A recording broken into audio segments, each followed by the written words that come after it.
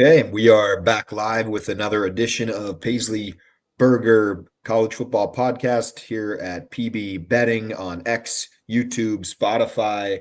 Paisley can't believe it, but we are already heading into week 12 of the college football season as we're approaching the holiday Thanksgiving season. Not many regular season games left, and yeah, just can't believe it. It's flying by like usual. I know. I think three more regular season games left. We'll still continue the pod a little bit into the postseason, but yeah, the regular season podcasts are numbered here. Case only a couple left. It is pretty crazy. Weather's definitely starting to get a little bit cooler. We saw a little snow last weekend too in some of those games in the Midwest, even on the NFL Sunday too. So definitely got to check your weather this time of the year too. It's definitely getting a little colder. Maybe the ground games will start being a little better. Maybe some more unders too. Just some hypothetical situations. But I think we got a nice slate of games here. I just love every week now, the 12-team playoff. There's still a bunch of teams still fighting, still in for it. And even conferences like the ACC, like we talked about in our recap, with all the craziness going on, there is about 6 or 7 teams still alive. So a lot of fun games we'll get into this week. I think we got a good slate. Yeah, for sure. Good slate. Not a ton of, huge marquee matchups, but just a lot of good late season, like you said, playoff implications, a lot of must wins. Just as we get in the final few weeks, the ACC's tightening up, Big 12, SEC, kind of just a lot of big games like that.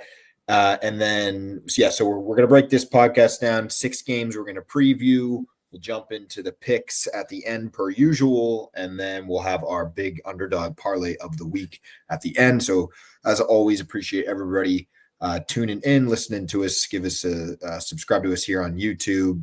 Give us a follow on X. We post out our weekly picks every Friday night, sometimes Saturday morning, but Saturday for our Saturday slate, and then we do the whole recap on Sunday. We'll be back a week from now here on Wednesday. So with that, Paisley, we'll go right into it. Might as well start with your Fighting Irish. I see the flag there on the wall, looking good today. Notre Dame going to number 22, Pittsburgh. Totals 55.5. Notre Dame laying 12.5 points. This one at noon. College game day is going to be there, Paisley. We said it a few weeks ago. I thought maybe this would be a pretty big game. I didn't think it would be getting the hype, though, that it really is. I don't know if it's because there's not a ton of great games out there, but we do have Texas, Georgia. So, I was kind of surprised that's not, that's still the big game of the week, but of course, game day not going there, and they're choosing Pittsburgh. So, what are your thoughts on this one? There, Notre Dame's laying 12.5. These are two teams that are both pretty red hot coming in to this one. Pittsburgh's offenses look great. The defense will do, but both of these teams, Notre Dame, after their couple losses early on, too, they really bounced back. So, two red hot teams, playoffs on the line. Interested to see what your thoughts are here for Notre Dame. Are they going to have any trouble there out in Pittsburgh on Saturday? Yeah, definitely scary. They definitely are making this game a little bit bigger, that you said. I was very surprised College Game Day went there. So really trying to drop the buzz here. I think they really are listening to all the SEC hype, and they're trying to stay away from all the SEC. But it's like that is where some of the big games are, so you kind of have to go there sometimes. But I think they used up all their cards maybe in early on the season. But yeah, so very interesting going there. I think it's going to be a better atmosphere. It would have been anyway, I think, even with just Notre Dame coming to town with the big brand and everything. I don't know, Case. This one's an interesting one because a couple weeks ago, I'm looking at this game a little bit ahead. Week of now, definitely very scared. Pitt usually does play Notre Dame tough. They don't play every year now. They used to back in the day.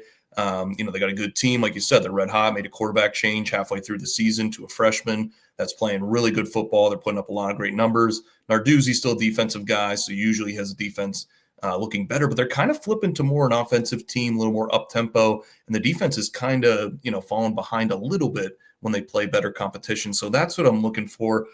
We know Notre Dame's offense is very electric, obviously, with the two running backs. CJ Carr playing really good. They have the weapons on the outside. They're not afraid to push it downfield.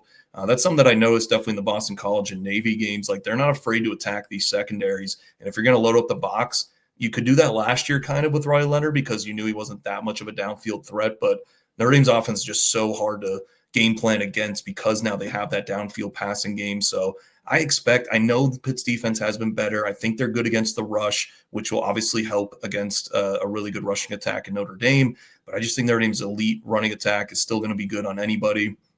And because of that threat downfield, like you could really load up the box early, but then once they start hitting a couple downfield shots, especially to Malachi Fields, he's like 6'5", hit the tight end going over the middle, then you got to start loosening up a little bit. So The weather would be interesting here if they're calling for rain. I don't think so, but if it was like a really cold and rainy and windy, then maybe could up the box and maybe stop them. But with that Notre Dame passing attack, I think it's going to be too much for Pitt. I was very worried about this game going into it. I do have a good amount of confidence now, Case. I did take Notre Dame minus 10.5 when it opened up because there's been so much Notre Dame money throughout the week, every week. So this might even go up to 14, honestly. So we're sitting right now at 12.5, moving up a little bit. The under started at 56.5 down to 55 now, so maybe a little under money, which is a weird correlation with the favorite and the under. And that's my thing. Both these defenses, I think we're going to find out how legit they are. Notre Dame has been playing a lot better. I saw a stat too. They gave up 21 points total in the last 7 games in the second half, which is pretty crazy. So they're averaging about not even a touchdown or less than a touchdown the second half. So they really are making some good halftime adjustments. I wasn't a big Chris Ash fan early on, but he's really got them playing a lot better. They're starting to be a little more aggressive, sending some weird looking blitzes because he comes from that NFL tree. So maybe it'll confuse the freshmen a little bit. They lead the country in interceptions or close to the top now in interceptions. So they're very turnover prone. So I could see Pitt, throwing a couple turnovers here, young quarterback, kind of confusing them. And then Notre Dame, I think, is just taking advantage. If they play clean like they did against Navy, they could win like they did against Navy by 39. I don't know if it's going to be 39. But if they play sloppy like they did against BC and, had a couple bad penalties, fumbles on the goal line, then anybody could beat them. And that's the tough part with this Notre Dame team to handicap. But I'm expecting this team to ascend. I think they're playing a lot better football on both sides of the ball. So I really want to see, is this Notre Dame defense legit? The competition hasn't been great, but they still have been looking really good. So if they could shut down this Pitt attack, and then this offense, I think, is just going to cook against a lot of defenses. And the only part I just look to in Pitt's schedule is that NC State game. I remember I was on NC State in that one, and they scored 34 points. It was 53-34. NC State was moving the ball pretty easily with a okay offense. Stanford put up 20 in their last game. That was a 35-20 victory. So I just don't believe in this Pittsburgh defense wholeheartedly. I think you need an elite defense to stop this elite Notre Dame offense.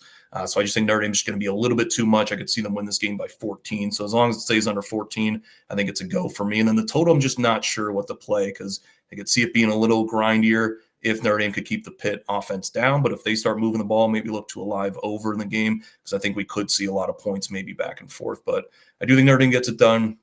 It's not going to be a breeze, though. I think this is going to be their toughest test in a while. They haven't really played a super close game, that meant this much. Maybe the Boston College game, but that was still in hand, so they do have some experience there. But should be a fun one. It should be a great atmosphere there. I think you'll see a lot of Notre Dame fans traveling to Pitt.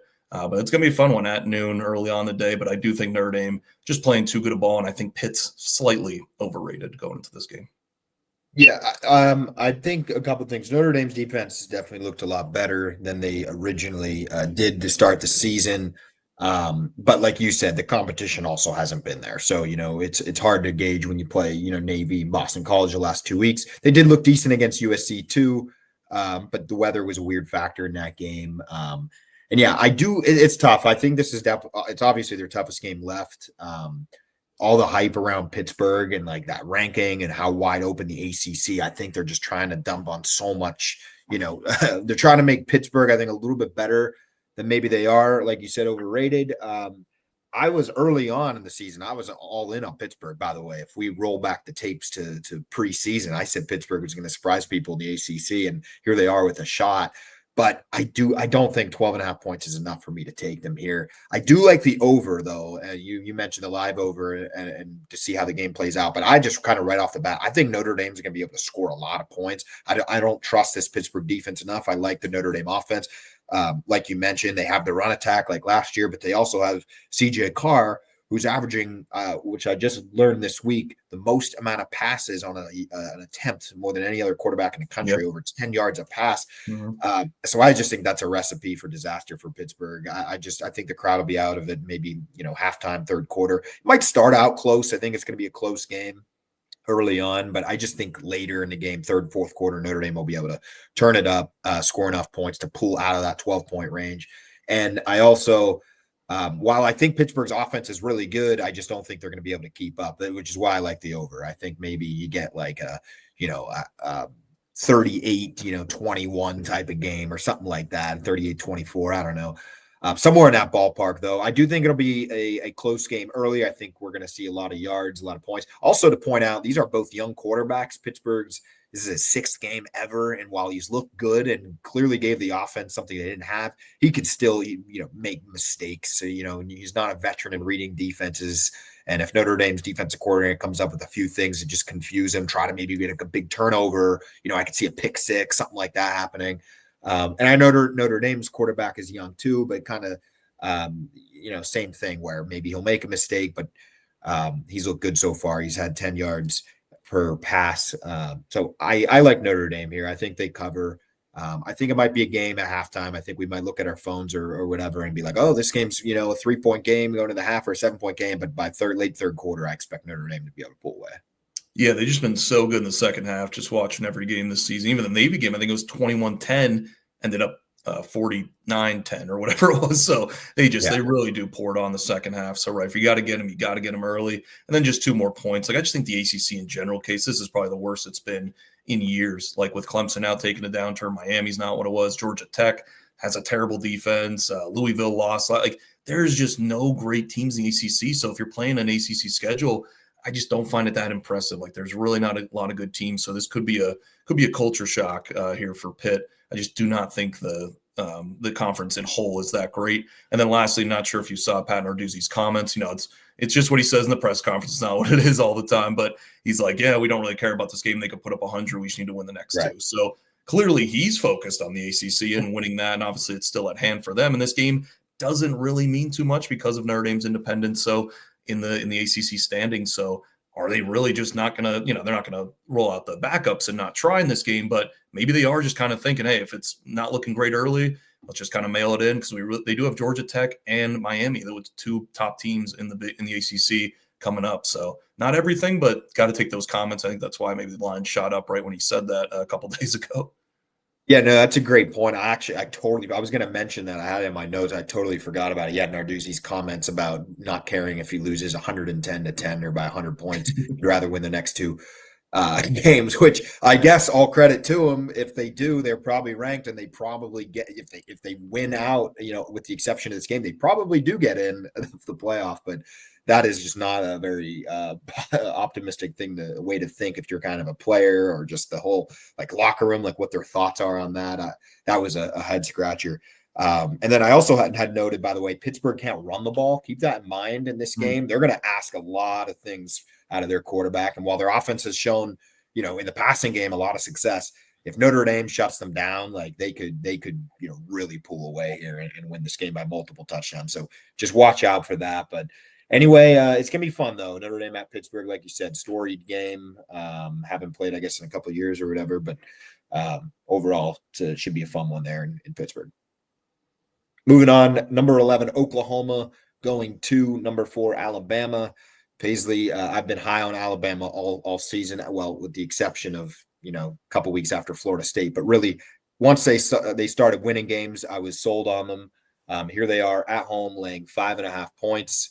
Total is 45.5. This one, 3:30 on Saturday. 2 interesting teams. Oklahoma kind of in a must-win situation, backs up against the wall. Alabama's kind of playing with house money right now. They had the early loss to Florida State, but they've kind of solidified themselves as the leader in the SEC through this week. This is going to be a good one, really, because Alabama, not a lot of people are talking about them right now in the sense of missing the playoffs, but you lose this game, you have the rivalry game against Auburn coming up in a couple of weeks. Things are going to get really dicey. I don't want to say it's a must win, but they have to be, playing like this is the playoffs right now. And then Oklahoma's just trying to get in. So I'm interested to hear what your thoughts are here. This one totals sitting at 45.5. Yeah, I love the Sooners here. Give me Booner Sooner in this one. I think they might win the game outright. We were kind of talking before, floating around some underdogs that we're going to take outright. They were in the running. I do think I would not be shocked if they win this game outright. Kind of open up at 7, juice 7.5, came all the way down. Does not look like it's going back up. So kind of a fair line here, 5.5. Total does seem a little low, but Alabama's kind of playing some lower scoring games actually, which is kind of odd. And I just think, I don't know. I think Oklahoma is a very underrated team, and I'm just not there in Alabama yet. I keep saying I want to wait one more game. but they're not looking great. Like even all those wins we talked about, it was a very tough stretch, really brutal gauntlet they ran, and they won all those games. Got to give them credit for that. But there's also ways to win it and how they looked, and digging a little bit deeper into those games.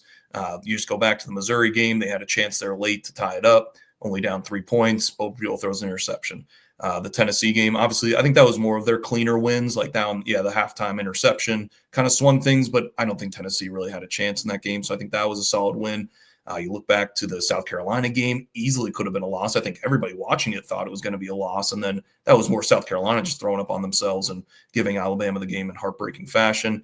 And then just a couple weeks ago, or last week with LSU, not the most impressive performance, honestly. Like, I know LSU was playing with a lot of emotion. We both like them, but you're at home against an inferior opponent. They just couldn't really put them away or really stamp that game, settled for a lot of field goals.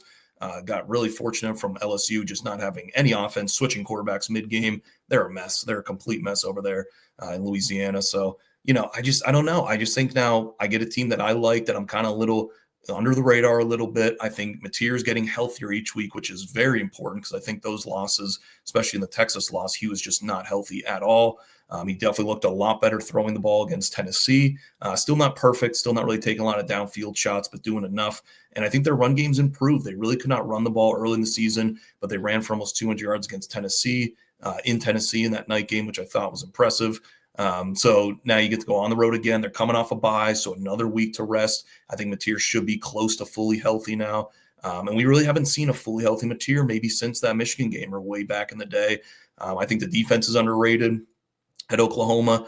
We were kind of messing around with Texas, and we'll get to that game later. But I think Oklahoma has a better defense or more consistent defense than Texas.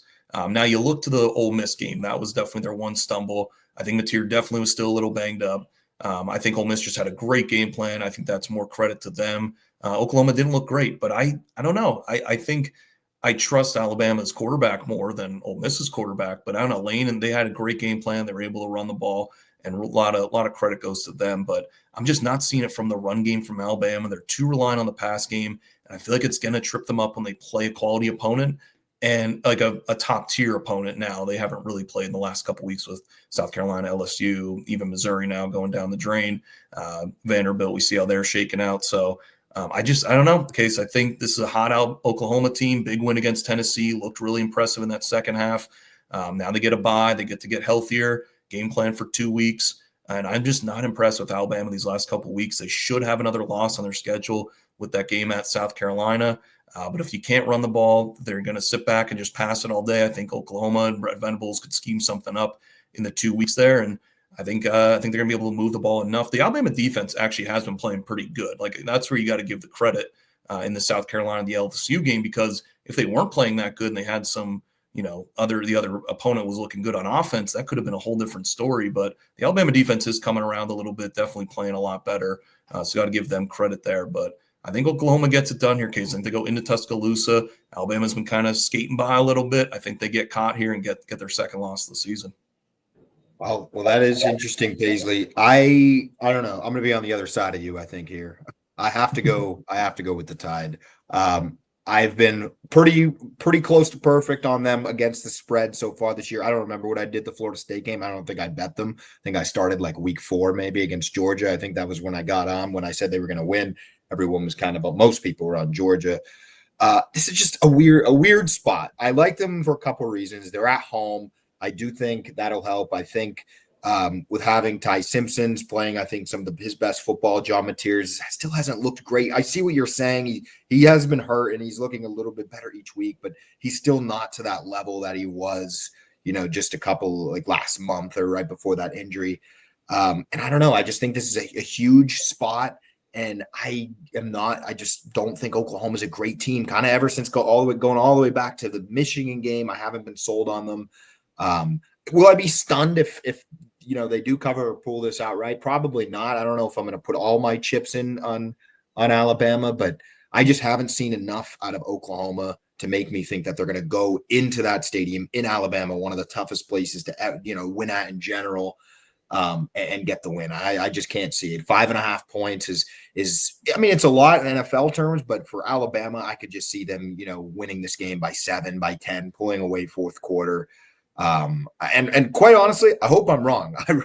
I'd like to see chaos. I'd rather Oklahoma win this game just as a fan, but I just don't see it. I think Alabama has turned a gauge since Florida State to go through Georgia, Vanderbilt, Missouri, Tennessee, South Carolina with no buys, like you said. I think that proves a lot. And while they didn't look great against LSU, they got the win, they got the cover. They're just doing enough. And Oklahoma, also, they got the big win against Tennessee, but outside of that, I'm not all there with John Mateer. I'm not all in with this team, and for those reasons, I gotta stick with the Tide here, Paisley. We'll go head to head. Give me Alabama -5.5. Love it. Yeah, head to head at 5.5. Lose the official line there, and we'll come back Sunday night and see who was victorious. And I think with a lot of these teams, because now you're seeing the rankings come out, a lot of people are expressing their opinions on it. So you really got to plant your flag with who you think is good, who you think is not good. So we talked about that in the recap a little bit. I still think Oregon's pretty solid and a good team, but the whole rest of the country thought, oh, they just skated by, they don't look good.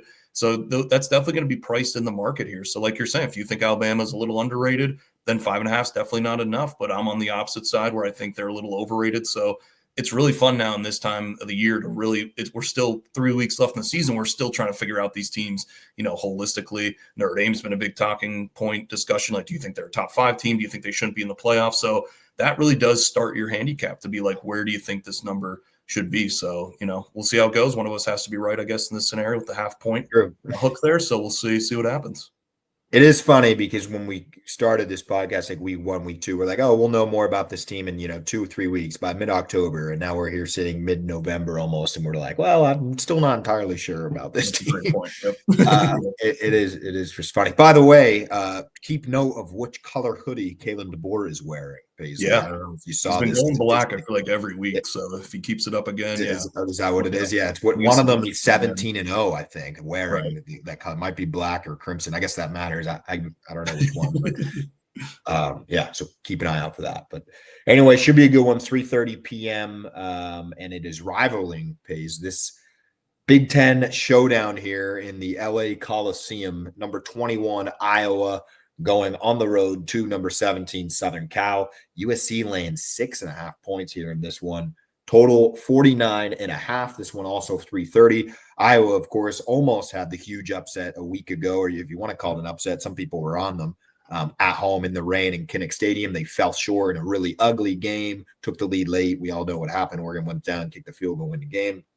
USC, strange team kind of all year. We weren't sure how to make out USC. Offense finally start going. They lose, though, to Illinois. They come back with a dominating win against Michigan. Then they go to Notre Dame and lose. Last 2 weeks, they've looked better, however, against inferior competition with the win against Nebraska in Northwestern. However, with that being said, they're 7-2, 5-1 in the Big Ten. They're right there. They're going to be right on the verge of playoffs if they keep winning here. And I think they have a chance with a couple big games still left on the schedule. So big game for USC. Iowa's probably out of it, but they could still play spoiler here in the Big Ten. And nonetheless, it's a big game for them. And we always know Kirk Ferentz teams are usually prepared. Rarely will get blown out in these situations. And, their offenses look better this year.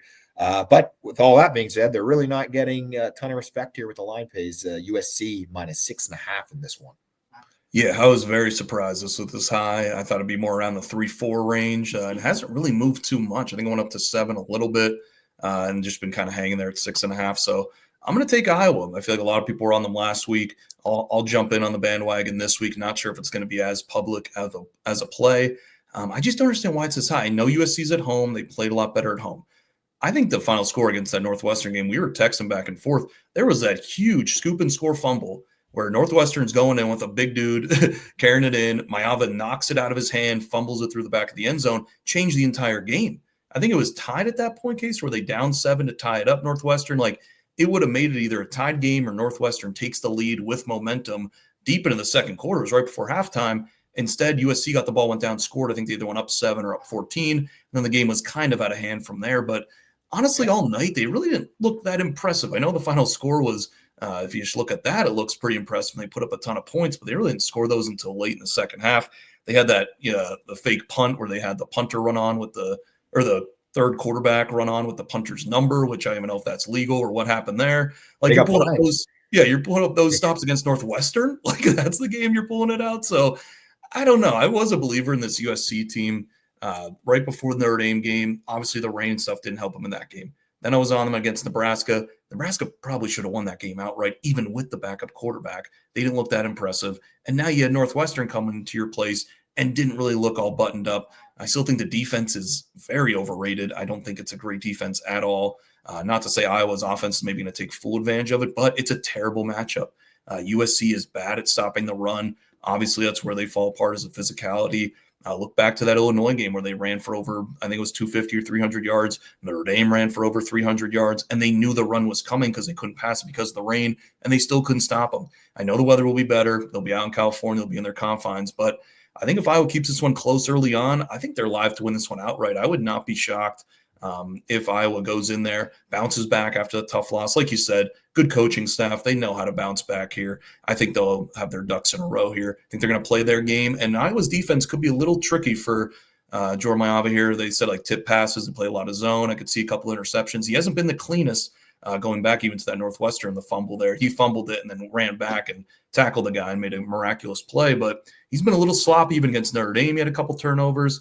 So this is not the team. I think it's a bad matchup. So I am shocked it's this high. I'll definitely take Iowa. I got him at +7 when it flashed there a little bit. And honestly, wouldn't mind sprinkling the money line here a little bit. I think the Hawkeyes get it done. And second in a row, underdog, outright upset, just to fuel some more chaos here for another college football Saturday. Yeah, it definitely would. Not a lot of people are giving Iowa much of a chance. And I'm going back and forth on this game. I really am, because I could see arguments for both sides. Iowa, we're not really sure. Like, how good really is Iowa? I don't know. Probably not. They probably don't belong in a playoff. They're probably not in that conversation.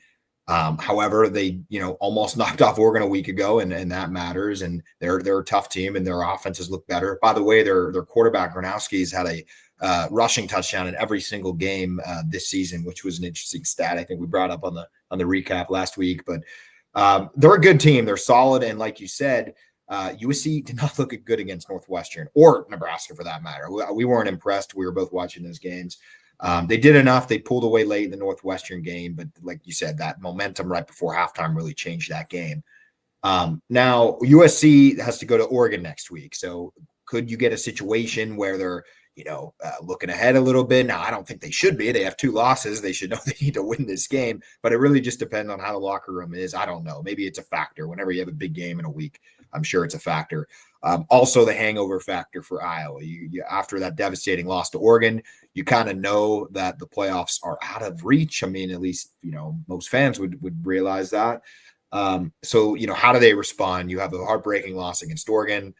Remember, they just beat Penn State a couple weeks ago, by the way. They thought it was their Super Bowl. So, like, the emotions, the spikes go from so high. You win that game, you blow up Minnesota. You think you're right there. And then you have that loss to Oregon. And now you got to travel, 1,000+ miles out to Southern California. So just those weird factors, this makes this game really tough to pick. I'll probably go head to head with you, Paisley, just because I feel like that's been the trend this week. And because it's one of those things. I've done this probably 4 or 5 times, but it's like the spread is 6.5 points. If it was like 2 points, I'd be less confident. But with that 6.5, it's like something's going on. I don't know. Maybe USC just wins this game by 10 or 14 or something weird. I'll bank it on the travel. I'll say it's a tough turnaround for Iowa, and they coming off of an emotional loss. They just maybe won't, fully come out ready to go. That's all I have to really say on it. But will I be stunned if Iowa wins? No. Same thing too. I might be rooting for Iowa in this game just as a fan, like you said, the chaos. Be more fun if they win, but I just think USC will find a way to edge them here. Don't really love either team, but nonetheless, it's a top 25 showdown, and there are some playoff implications. So should be at least a fun one to watch as a viewer. Yeah, after USC dethroned your Cornhuskers, and now you're loving them, and now you're back on them. I do not love USC. If I have to pick, whale play, biggest play of the week on USC for Case. Just mark it down. Really quick, I'm just looking. It might rain in the Coliseum on Saturday, and if that happens, I'm changing everything. I'm going all in on Iowa. I don't know how accurate AccuWeather could be, though. I mean, I'm not very. I didn't even know AccuWeather was still in business, honestly, out of state college there. But I guess they have a contract with ESPN that their logos are all over the weather reports for everything. So big shout out to AccuWeather. I guess we're not getting a sponsor now, Paisley, by them after just trashing them. But we have so many to choose from. It's going to be hard to choose a sponsor. We have so many people banging down our door. Yeah, should be a good one though. Iowa USC Big Ten showdown there in the Coliseum. All right, moving on. ACC number 19 UVA, which thank the Lord they lost a week ago. Needed them to finally lose. They did at Duke this week. Duke laying 4.5 points. This is just a chaotic conference right now. We thought it was going to be the Big 12. The ACC is just a mess. You have UVA, who is unbeaten in the conference with, well, they had the loss to NC State. That wasn't towards their conference. Don't ask me how that happened. Now they go to Duke, who's tied for first in the conference with 4 losses, including UConn a week ago. And then with all that being said, they're the favorite in this game. They're laying 4.5 points with UVA coming to town. Total is really high, 58.5. This one is going to be chaotic. My initial gut, Paisley, says UVA season's over, and now Duke's going to just find a way to spoil the whole ACC and win out and cover this game. But I just can't believe they're still laying points here after losing another terrible game last week to UConn. Yeah, I was surprised it was high, and it was actually 6.5 when it opened, even 7 at some places. Now just storming down Virginia. Virginia does have some quarterback uncertainty. Chandler Morris got banged up in that Wake Forest game, but it sounds like just from the line, he's going to go with it now, pummeling down with a lot of UVA money. This one was tough because I initially saw it and I was like, oh yeah, no, like, this is weird. Virginia, they just had that one bad game. I know they were super lucky. We hated them all year, and I was kind of like, maybe I take them here. But the more I look into it, the more I dig. I think you're right, Case. I think Duke kind of wins this one pretty comfortably. Honestly, I'm gonna stick to my gut, which was more Virginia's just not it. They're very, very overranked, overhyped. We saw it in the Wake Forest loss. And depending on the quarterback situation, would lean to the over in this one too. All I know is that I think Duke's going to have a lot of success on offense in this game. We know their offense is not the issue. Even in that UConn loss, what was the final, like 39-38 or something like that? Like it was 37-34, yeah. Yeah, something 37-34. That was not the issue. Now their defense does have a lot of problems. Definitely not the most buttoned up defense.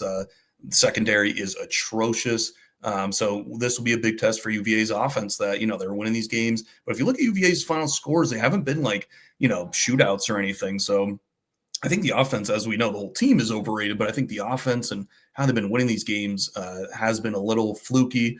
Their defense actually has been what's pulling more of the weight in some of these lower scoring, crazy finish finals. So I think Duke's going to have no problem. I think this offense is pretty elite. I'd put it like top 15 in the country with the way Mensah's playing right now. He's just seeing the field really well. They can run a little bit. Their pass game is elite. So I think at home, they're going to put up a ton of points. Can UVA match them score for score? Now with maybe a less than 100% Chandler Morris, who really wasn't playing great even before the injury, before this game. So I don't know. I'm kind of with you. This line's a little fishy, but I'm gonna take maybe not. I think if you take UVA, maybe you're taking the bait. So I'll take maybe the less public side here because there's a lot of money coming in on UVA. I'd maybe wait a little bit too. This might go down to 3.5, maybe a flat 3. I'm going to see how low this gets, but I do see myself probably on the Duke side, and then I'll take a piece of the over 2 at over 58. Yeah, no, I agree. I think we're on the same page of this one. I'm just not bought in at all with UVA and Duke, and that's a good point about their quarterback too. That certainly won't help. But the ACC right now, I mean, it's just chaotic. Yeah, Georgia Tech, UVA, Pittsburgh, SMU, and Duke, all with one loss, sitting at the top of the conference, and that enough is chaotic enough. But then you have Duke with the one loss with 4 losses. You have UVA with the one loss, but they actually have 2 losses because NC State doesn't count. It's just going to be kind of crazy here going down the stretch. But yeah, I think Duke will find a way. I think I was just impressed. I watched most of that Clemson game a couple of weeks ago, and I was thoroughly impressed with their offense. I know Clemson has been, pretty bad this year with everything that's going on there. But I do think Duke will come back. They are home. They're in Durham. Not that it's a far travel for UVA, but that'll help. And I do think they get it done. And yeah, the UVA, we kind of knew there were signs in some of their overtimes wins. It took them to go to overtime against North Carolina to get that win. They got the overtime win against Louisville. They beat Washington State by 2 points. I mean, come on. They could have lost to Cal, by the way. I don't want to get started on that game again. I almost quit the podcast after that one, but they had a shot there, and then we all know how that ended, and Cal got the cover, and then they lose a week ago. So this is a UVA team that could have multiple losses.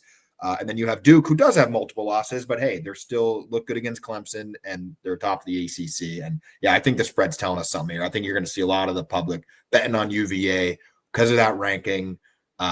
With the points, some people might be taking UVA outright, but I think Duke will get it done. I think they'll get it done by a touchdown or more here. Yeah, I think UVA could easily have 4 or 5 losses, which is crazy because they're a 1-loss team, like you said, or 2 losses overall, 1-loss ACC. Yeah. But I want to point back to that Georgia Tech game. Now, I was on Georgia Tech in that game, and I was looking back, very fortunate when they played Duke. They won by 11 or 9 points in that one in Durham. But there was a lot of goal line turnovers. Now, Duke has that potential because they do this. I think I bet on Duke more than a lot of teams this year, so I've watched them early on. But I think they're a different team now. They really have been playing better in the second half. But in that Georgia Tech game, they kind of did outgain them. They outplayed them, but they just had a lot of turnovers. That's not what gets it done. It's not what people want to hear. But even that one loss that really is hurting them, they still played pretty good, just were so sloppy on the goal line and in the red zone. So I think if they play clean here, play their game, don't have any ridiculous, crazy turnovers. I think Virginia used all their turnover luck in the first 7 games of the season or 8 games. I don't think they have any left. And I think Duke used up all their crazy scoop and score 99-yard scoop and score returns from the other team. So I think if they just play clean this one, I think they should handle business and cover the 4.5. By the way, Paisley, I don't know if you saw this, but there's that scenario that all the national personalities are talking about how the ACC could completely miss the playoffs if you have the Sun Belt and the American champion ranked higher than the ACC. Because that was interesting because the rules written where there's the 5 highest ranked conference champions. We were talking about the scenario of group of 5 missing, but there's a complete scenario about the ACC missing if that happens. I don't think it will happen. The only way I think it'll happen is if it's Duke, maybe it happens. I think if it's anyone else, you probably get ahead of James Madison, but I don't know. It could be we could be having a pretty chaotic month here of playoff selections. Yeah, I'd love to see that. Nothing would get the fans more riled up than seeing 2 group of 5 teams get blown up by 30. But I would love to see it. That'd be so fun to keep the ACC out of it because they were that bad. That'd be hilarious. All right, moving on, 2 SEC games here to close this out here with the previews, and then we get to our picks and then the underdog parlay. So appreciate you listening here. All right, we got Florida going to Ole Miss, Oxford, Mississippi. Ole Miss laying 14.5 points. Totals 53.5. It's going to be nighttime. Stadium's going to be rocking there. I don't even know why I put this one on the slate. I just like to talk shit about Florida, to be honest. They just looked terrible last week. They got absolutely killed 38-7 to Kentucky. They almost pulled off the upset against Georgia a couple weeks ago, but obviously that fell short. The season's just kind of been a nightmare with the big highlight, the big upset over Texas. With all that being said, though, the spread is a ton of points. And, this game could be 42-7, but I will not be absolutely stunned if Florida just pulls out a massive outright upset by 3 in this type of game. And the only reason I say that is because we've seen Ole Miss in these situations over the years. They're finally right there. They, have a chance to make the playoff. It'd be their first playoff appearance. They look like nothing could go wrong. And this would be the last real chance. I mean, I have to pull up their schedule here on who they play. I guess they play Mississippi State, of course, coming up. So they end the season with Florida and then the Egg Bowl with Mississippi State. They could probably lose at Mississippi State and maybe still squeeze in, honestly. I don't think that would happen, but it's possible. So this is the real last chance for Lane Kiffin. Don't mess it up. You're 14.5 point favorites at home, but we just had to talk about it. Florida, they still have all the talent. They're still the same roster for the most part they were week 1, so we know things are possible. They beat Texas. It's just going to be a crazy game if it happens, but we'll see. Could be 2 ways. Could be absolutely lopsided or not, but I know that doesn't help anybody, but should be a fun one, Paisley, there in Ole Miss on Saturday night. Yeah, we should just give that analysis every game, though. We couldn't look good either way. Just it's going to be blood or it could be close. Could be close. It's the Lane Kiffin Bowl. I mean, this is potentially where he's going next year. It's not somebody he doesn't want to run it up on his team that he's going to be coaching. That's not true. There's so many storylines going. If there's anybody that wants to run it up, it's going to be Lane Kiffin. But this one is so interesting, Case. You talk about the Florida game last week, which shocked a lot of people, but I didn't even get talked about enough because Florida has been so bad. But that was an absolute drumming to a Kentucky team that wasn't even that great. They could barely move the football, and they put up 45 or 38 points. I think it was 38-7 was a foul or something along those lines. So what Florida team are we getting? I think that's the great question to start here. If we knew that, it'd be a lot easier to handicap this game. Now, this line I think it opened up 13-14, went all the way up to 17 and a half. I was kind of maybe going to take a nibble at 17 and a half because I was like, that just seems like a lot. Now back down to 14, so obviously some Florida money coming back in. Lagway got benched last game, threw 3 picks. I think he was like 3 of 12 for 40 yards with 3 picks, like just an embarrassing stat line. So I think he should be done. I think they're going to go with the backup, which actually I think would help Florida because Lagway's just been killing them so much every game with his turnovers and bad decision making. So if they go with the backup, doesn't have a lot of reps obviously underneath them, maybe gives them a little juice. They still have the new coach, but I love to make a case for the underdog, especially in these roles, like kind of taking like a Penn State bet last week against Indiana. But I just can't do it with this Florida team case. I think they waved the white flag. I don't know what's going on down there. That Kentucky game just scared the bejeebies out of me. Like, I don't know how you did that against Kentucky. Like, that was just bad. So now you got to go on the road. Ole Miss kind of been waiting around a little bit. They blew out the Citadel, obviously, not too impressive. But I think they're waiting to put a number on some of these teams. And as you were talking about that, like, don't mess it up. This is the game they messed up last year. Do you remember this one late in the year? They went to the Swamp, 10-point favorites, because I remember because I bet Jackson Dart and Ole Miss, all they do is win. And he threw like 4 interceptions, and they lost the game outright in embarrassing fashion. They kept trying to hand the game back to Ole Miss. So there is a little bit of revenge factor. I know it's different players, all around, different coaching staff now. But Florida kind of did derail that amazing Ole Miss team and defense last year. So maybe there's a little revenge. Lane Kiffin, if he wants to go to a school like Florida, maybe he wants to show them like, hey, look how good I am. I could run it up on you guys. I don't know. I want to make a case for Florida case, but I think if it stays, if it goes 14, if it goes 13 and a half, I'll definitely be on it. I might even take a stab at a minus 14. I'm going to be on the Rebels here. Yeah, in this type of game, I know every half point's so important, but once you get to like 13 and a half versus 14 in this type of game, I could see Ole Miss winning this game by like 28 points or something, or Florida will win outright. I don't think there'll be anything in the middle. I don't think we'll see like an Ole Miss struggling, they escape 28-14. Like, I don't think we'll see a game right around the number. I think it's why it makes this so difficult, though, because you really don't know what Florida team you're going to get.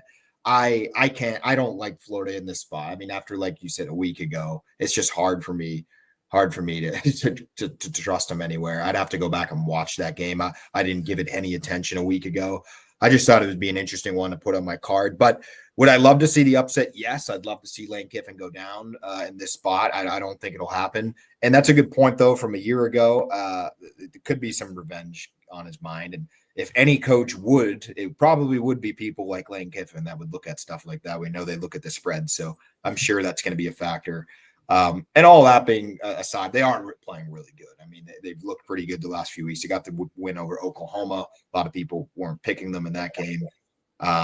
Talk about Georgia. That was a disaster, and they ended up blowing that game. But they're right there. I think they'll get it done. I'm just too much selling on Florida. As much as I just want to just say Florida's going to win the game outright, I think there is more of a statistical chance that Ole Miss will just absolutely blow the doors off them. And this will be a game where I'm like 14 and a half is a lot of points for this SEC game. And then we'll look at the score and it'll be like 38-10 or 38-3 or even something worse than that, honestly. So I'm with you on this one. Lean Ole Miss, but I don't know. I might completely stay away on the card this week. It's just too volatile for me. But I think Ole Miss ends up blowing them out if I had to pick. Yeah, if there's anybody that could mess it up royally, it is Lane Kiffin, and that's what he's known for. So a lot of factors. It's such an interesting game, and I'm just kind of thinking as we're talking about this case, like Ohio State, Texas A&M, they're kind of the two teams everyone could trust or, you feel pretty confident. Everybody else could lose in any given week. Look back to Indiana last week. We both, I think, would not be completely shocked if Ole Miss loses this week. Like, Alabama could go down. Like, Notre Dame could even go down at number 9. Like, I wouldn't be completely stunned. So there's just so many teams where you don't feel confident. That's what makes it fun to watch. But then it is so frustrating as a bettor because it does make it so hard. Like, there's no consistency. How good is – I still don't buy Ole Miss overall, and even their metrics, they're like 30th in the country. Like, I don't even know if they're a top 10 team, but it's so week to week. I think that's why we both like Florida in that Georgia matchup because it was a first game after the head coach, big game, got up for it. But I think sometimes you got to just pick a team once and then and then maybe just stay away completely from them. I think they're waving the white flag, but you got to take it week by week. It's a very week by week betting process here. All right, moving on. Final game here before we get into our picks and the underdog parlay of the week. 7:30. Presumably ABC, which by the way, still no deal with YouTube TV. Absolute joke, absolute clown show going on over there. Number 10, Texas going on the road at number 5, Georgia. Total or spreads 5.5. Georgia's laying 5.5. Totals 48.5. This is going to be an interesting one. Georgia's on a big winning streak here. They've looked good the last few weeks. They, of course, get the big win over Ole Miss. They hang on versus that Florida game that we just referenced, and then they blew out Mississippi State a week ago, which really nobody saw happening. A lot of money was on Mississippi State, including us. So we struck out on that one. And then Texas, on the other hand, I've been anti-Texas for several weeks. I've been leading the charge against them. I didn't think they were a top 25 team at one point. They takes overtime to beat Kentucky. It takes overtime to beat Mississippi State. Then they go on 2 weeks ago and they put on a great first half performance against Vandy. Looked like a completely different team. Arch Manning's playing good football. Then, of course, the big comeback. I don't know. Somehow we got here, and it's number 10 versus number 5. Playoff implications all on the line. It's like none of that mattered, and we're kind of – everything has still been in place, even though it was crazy how we're here. Anyway, it's going to be a great game. 2 one-loss teams in the SEC could determine who goes to the SEC championship. Remember, Texas still got the big game against A&M coming up. So it should be a fun one here. Definitely the biggest game of the week, Paisley, outside of if you're a Notre Dame fan, of course. Number 10, Texas at number 5, Georgia. Yeah, and just a PSA off the top here, like that's why I hate watching these like ranking shows or people talking about the rankings. Like these games will happen. Everybody's debating, is Texas good? Is Texas not? Let's see. Let's see if they go into UGA here at night, win, and look convincing outright. Then yeah, they're probably deserving of a playoff spot. If not, then why are we debating if they should be? And if not, now they could still get in with 3 losses. But that's just been bothering me this whole week and last week case with all these ranking talks and everybody in the comment section going at it, like with Notre Dame, Miami, even Oklahoma was getting some buzz, like all those teams right around the 12 spot. Like, let's let the season play out. And this game is so important for that matter, even for Georgia's sake too. Like you said, they could be going to the SEC championship. They lose this one, they still have Georgia Tech on deck too in a couple of weeks, which they struggled last year. Like, nobody's safe. Nobody's like, everyone's just assuming, oh, they're going to run the table, go out. Like somebody has to lose these games. So I just hate all this ranking talk. Let's just wait till the last ranking, and then that'll tell us everything. And then you could complain after that. But let's see if Texas is it. I don't think so. But again, it's just my opinion. Let's see what happens here this week. I'm kind of selling my Texas stock here. I know they look better. I think you were definitely on them in the Vanderbilt game. I was close to getting on them. But again, good spot, good matchup, works out. I think this is a tough matchup. Now you got Arch on the road again. He's been kind of a little shaky on the road, a la the Mississippi State and UK, Kentucky. Those games weren't too impressive, and those were way lesser arenas, opponents, defenses.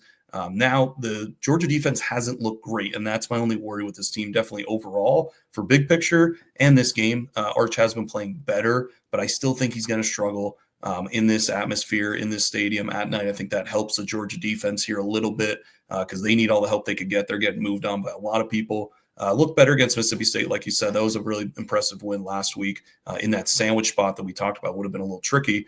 But I think this Georgia offense case is humming. I think it's definitely top 10, maybe top 15 in the country. Gunnar Stockton's playing at a very high level. That is something that's been consistent in these games. It's been the defense that's kind of letting them down, which is very unusual for a Georgia-led team by Kirby Smart. The run game's elite. That's something that not a lot of people are talking about. You have that quarterback option with the run game. The running backs are running good. Offensive line's getting some good push. They could throw the ball enough. It's not an elite passing attack. But I think this Texas defense is just a little overrated.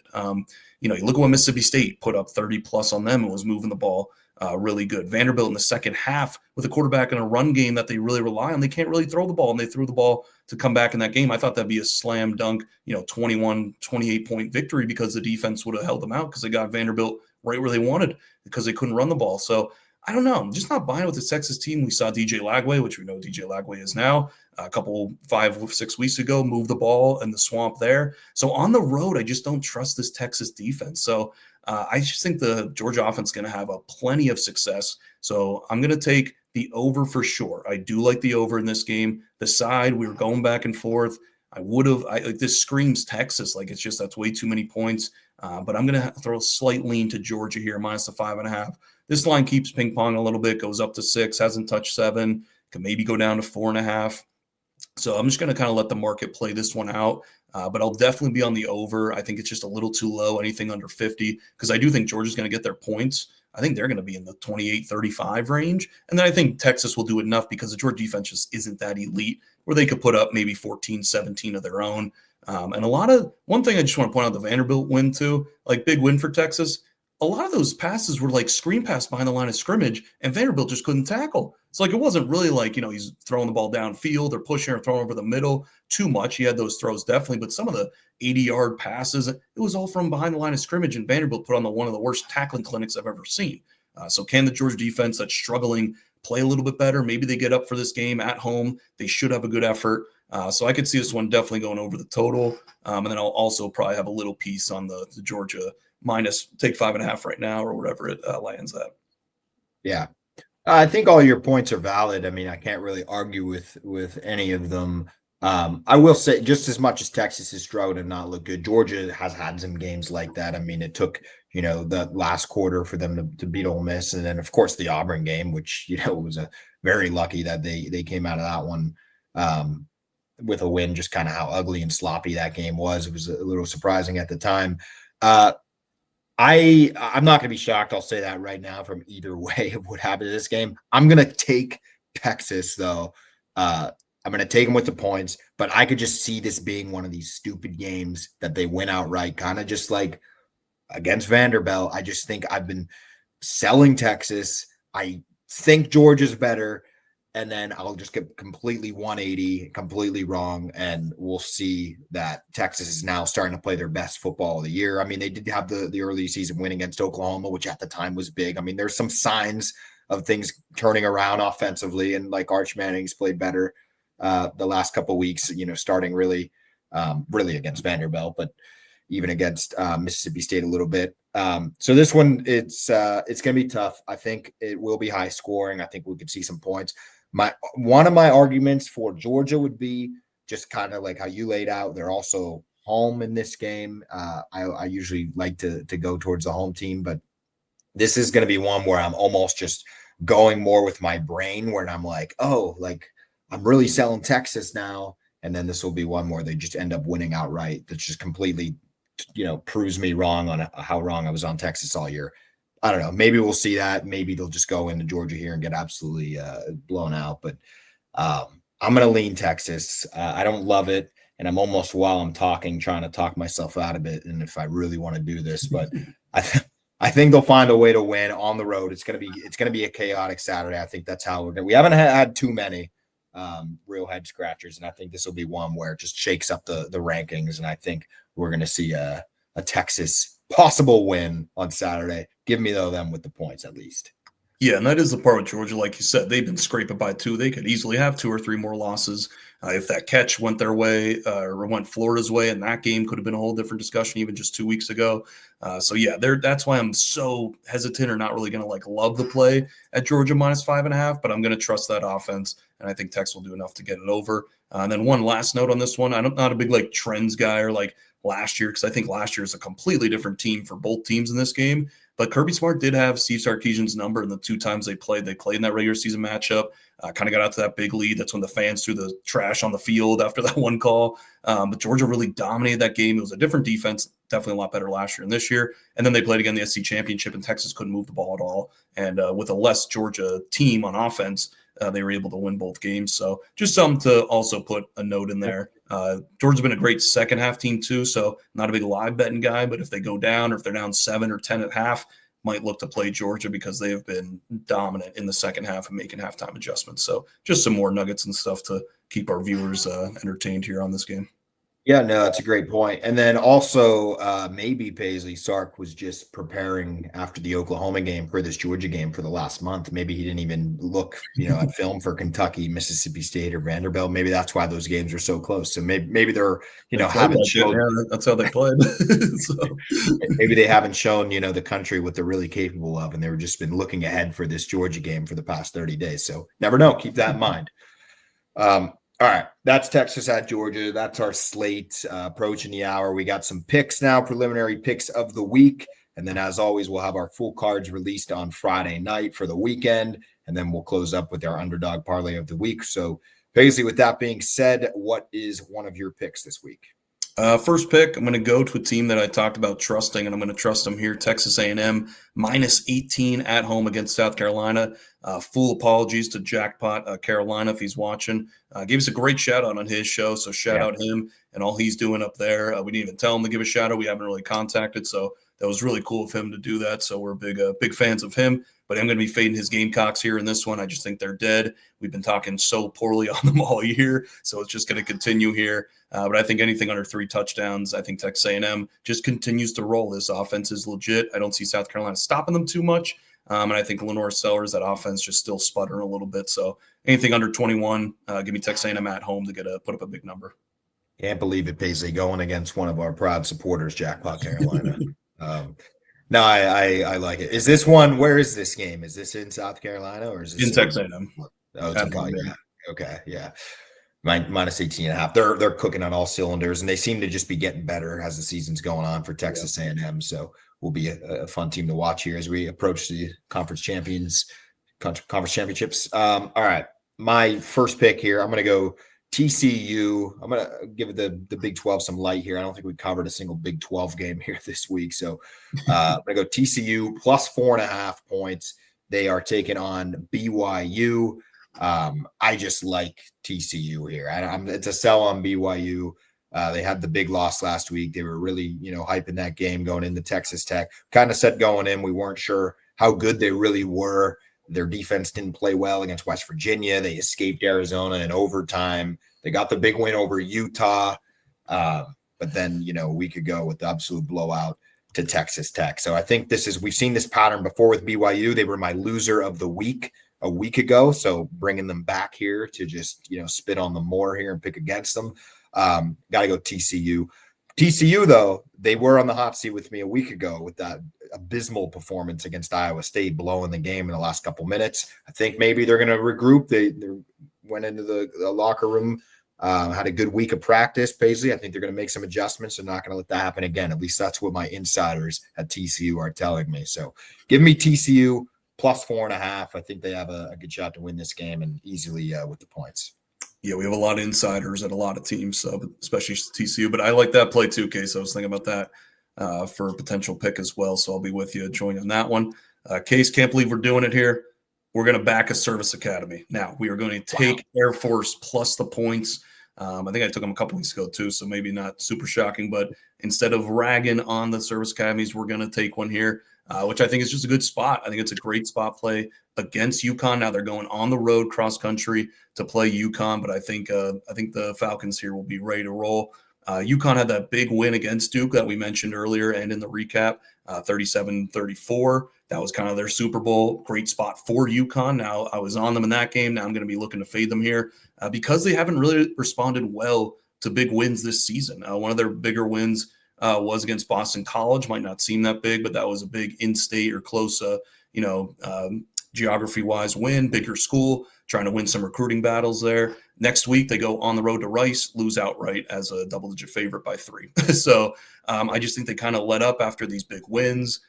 Their quarterback is playing fantastic football. My only worry is he's going to throw it all over Air Force. But I think Air Force could keep up because their offense is legit. So I think you're going to see a back-forth game. Also like the over in this game. But I think it's kind of going to be very similar to that Duke game if you watched that last week. Just matching score for score going back. And then they end up winning or losing by 3 or 4 points. So give me the Air Force Falcons here to keep it close enough to cover the touchdown spread.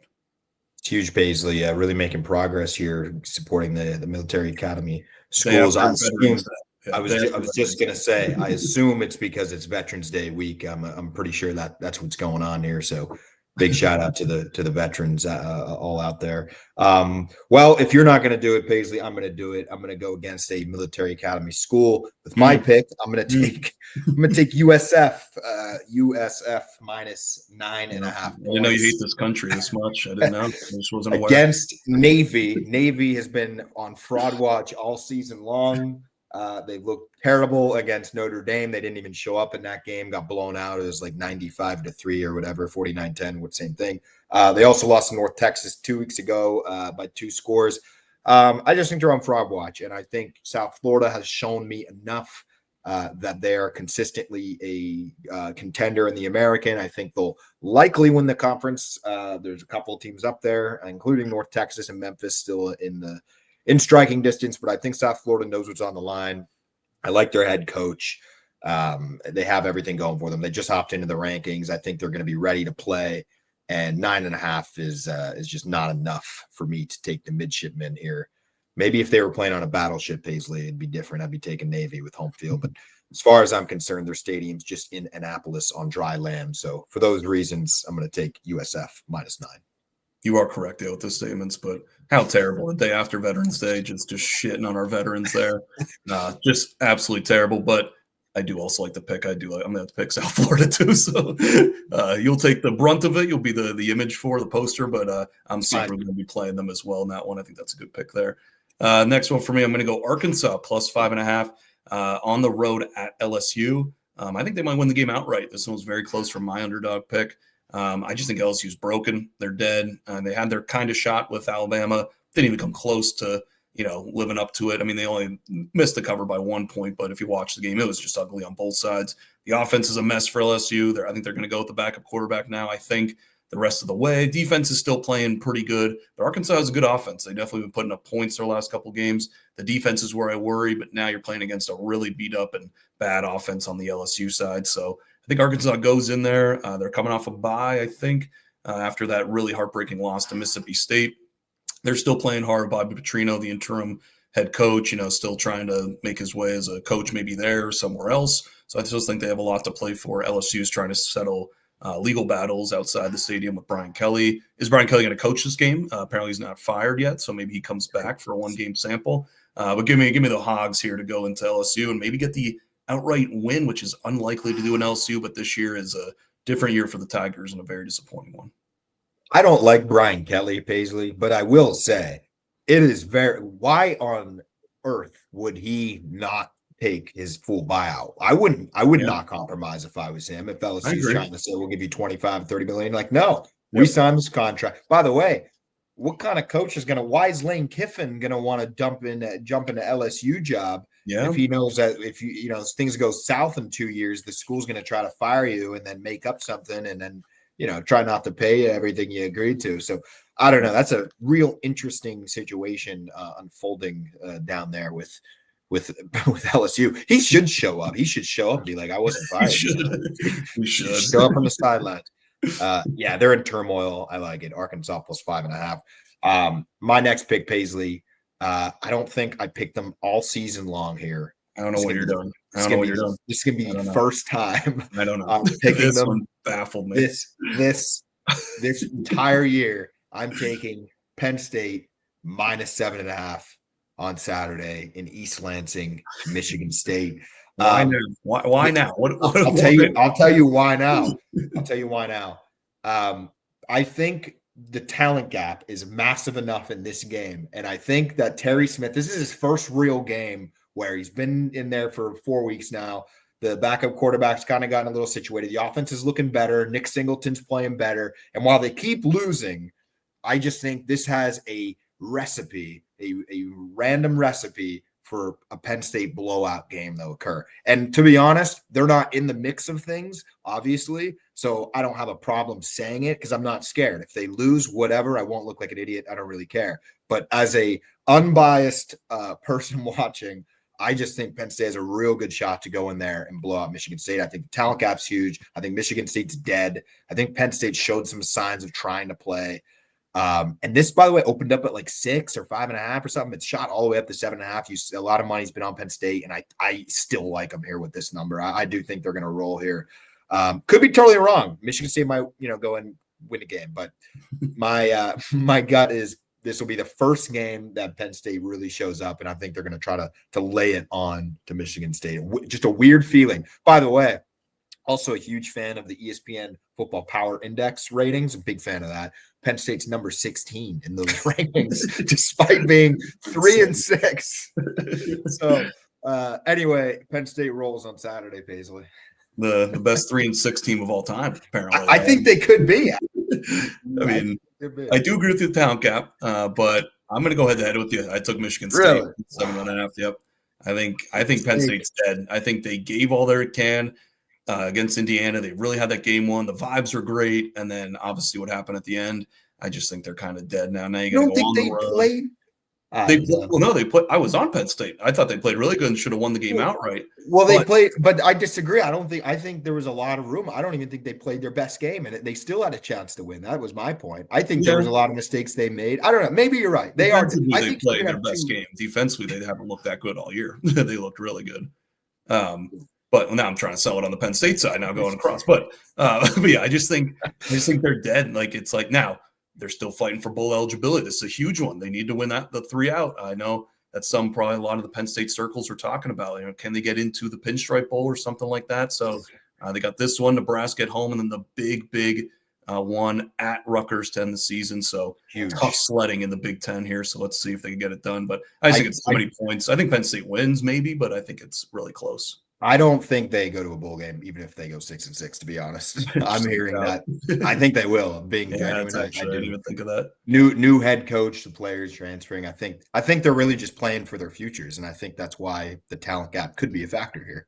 Yeah, no, it's gonna be interesting. It's still interesting this week, especially with the spread. And then to round us out here, gonna go Tulsa. We're gonna go dumpster diving a little bit. Plus 2.5 at home, hosting the Oregon State Beavers. The Beavers had one of the craziest games. If you look at that box score, and people were talking about a podcast I listened to, I think they outgained Sam Houston like 480 to like 170. Like it was almost 300 yards. They outgained them. They were up 17-0, close to halftime. I think they lost the game 19-17 or something like that. They didn't score a point the rest of the game and lost. Like just a crazy game for Oregon State. Again, they kind of had that, almost had it in the bag. That would have been their second win on the season. Lose in heartbreaking fashion to they were 0-8 at the time. Sam Houston State, they got their first win. So absolute just bottom feeders going at it here. Now you have to go on the road to Oklahoma in the Tulsa country. I think Tulsa is a little bit better than what people are giving them credit. So I just thought they should be favored in this one. So I'll gladly take them plus the 2.5 in this one. Wow, that's huge. Tulsa plus 2.5. Yeah, that was crazy about Sam Houston, by the way. Again, their first win of the season. Bearcats. Huge win for them. All right, that does it with our picks of the week. Of course, we'll have our full slate released on Friday night. And now the big moment, Paisley. We've been up and down on this. We hit a couple this year. We're plus like 12 units or something. I think we went 1-1 last week again on the underdogs. Underdog parlay of the week to win outright. Who's your underdog, Paisley?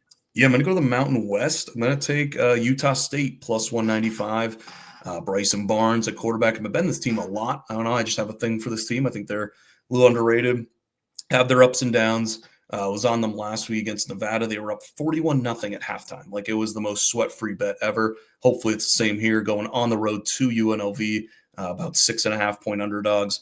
I thought this should be close to 2-3. So again, some of these spreads I think are around 2 or 3. They're actually at 6 or 7. So I'm going to be taking a lot of dogs this week. So this was a tough one. I had a couple of them on the ledge that I was thinking about taking, but I do feel most confident about this one. I'm just still not high on this UNLV team. Now, the fun part about this one, Case, if you want to guess the total in this game, what would you have to guess what the total is? Between Utah State and UNLV. I would think it's going to be very high. It's 71 right now. So 71. We could be in for a lot of points. I would take the over too, just because, but I think it actually is going to get there. You're in the Raiders Stadium, however you pronounce it. So indoors, fast track. I think both teams are just going to go back and forth again. So in these games, even the points might not even matter that much. So I think you're getting great value on plus 195. I think that could really do some damage. I don't think it should be that high. So that'll be my leg for the week. Have we ever seen a college total in the 70s? A couple. I feel like I've seen a couple. Wow. Maybe not close there, but yeah, a couple of them were around there. Have to do some digging on that one. But yeah, when you see the 7 in front of it for the total, that's very shocking, very fun. Wow. That's going to be very exciting to watch. Utah State plus 195 for the win outright. First leg, and then I'm going to close this out. I already mentioned it in my picks, but I've loved it enough to take it outright. as I hinted. TCU plus 154 over BYU. You could roll back the tape for all my reasons on TCU, but more of a sell on BYU. I think this is where their losing streak starts. It seems to always start at this point of the season, and I'm still pretty high on Hoover and TCU. I think they have a good shot to win this game. I think they will. Yeah, if you parlay them together, plus 649. So really good juice this week. Let's get home with the Aggies and the Horned Frogs, plus 649. I love it. Plus 649. That does it for us. Enjoy Saturday slate. Enjoy a beer or three, and we'll catch you Sunday night with all the winners, losers, heartbreaks, and highlights. See you then.